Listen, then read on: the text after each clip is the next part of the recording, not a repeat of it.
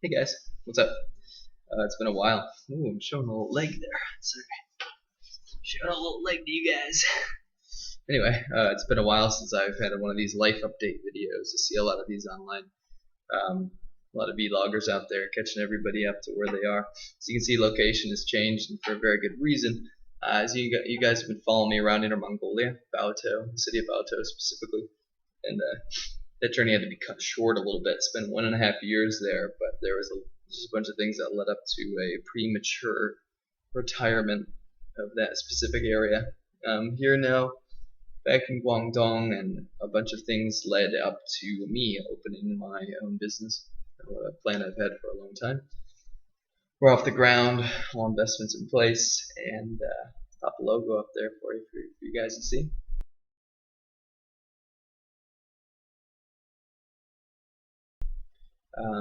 Hoping to take the local market captive. Anyway, a lot of things led up to my move, and one of them being safety.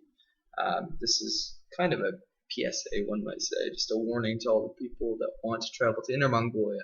It's a good idea. You should do it. You should see the grasslands. You should go ride a horse and a camel and check out the deserts and eat a lot of delicious goat, sheep, good dairy products.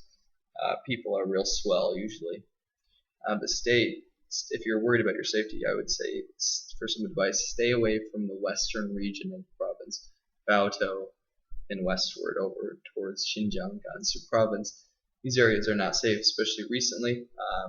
You won't see news coming from this region because, unfortunately, China has a fantastic track record of blocking everything that comes out. But I can tell you this. There's been a lot of ethnic tension there. There's daily riots and brawls in the streets, pretty much anywhere in the city. It depends on where the people are that day. I mean, just in a few weeks leading up to me leaving, there had been a girl that got her heart cut out on the sidewalk, thrown in a cooler. A bunch of people murdered, a lot of murders, a lot of people disappearing, and all kinds of good old stuff like that. A few of our foreign teachers got robbed at knife point, etc., etc., etc. You know.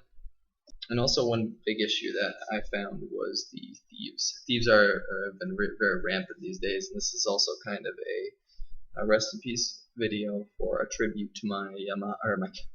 What am I, an idiot? My Kawasaki ZRX 1200R, one of my best bikes that I've ever owned. It was a 2005. It had no miles on it. It was in great shape and stolen from right out from under my nose.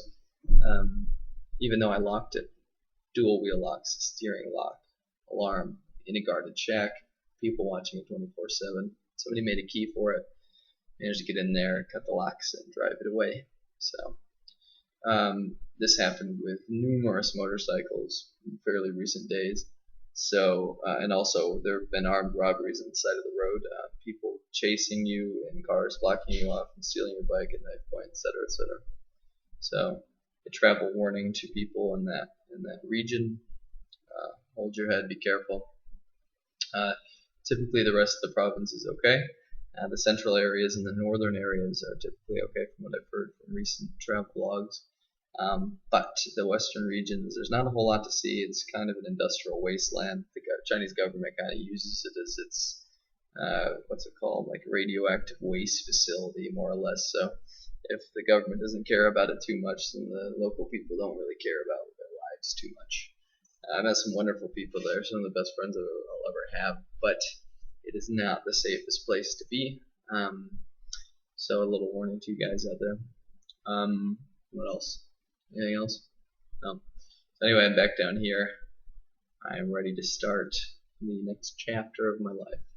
So I'll fill you guys in some crazy stuff in Guangdong. Don't think the action is going to stop, because it's just as interesting, if not more interesting, down here. Just a lot safer. Guangdong is a very, very safe place. And that's the thing, is some people forget that China is a huge country, so safety varies. You cannot look at it as a whole. You can't go to a Urumqi in Xinjiang and tell me that's a safe city, or Baotou, or western regions of China. They're not safe. However, there are safe provinces in China. Guangdong, other than petty crime, is fairly crime-free. So anyway, no generalizations here. I'll catch you guys in the next video. Yeah. There's a serious problem in Guangdong, and some people, usually uneducated people, will put curtains over all of their car windows, even in the back, so that they cannot see where they're going. They only see out of the front, and it's not a joke. What do you think? It's really alarming.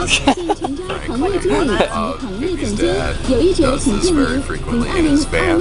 You'll get in there and it's a huge van, but it feels so tiny because there's curtains, like thick velvet curtains. And if you try to touch him, he will like shout at you and be like, close the damn curtains, this is my car.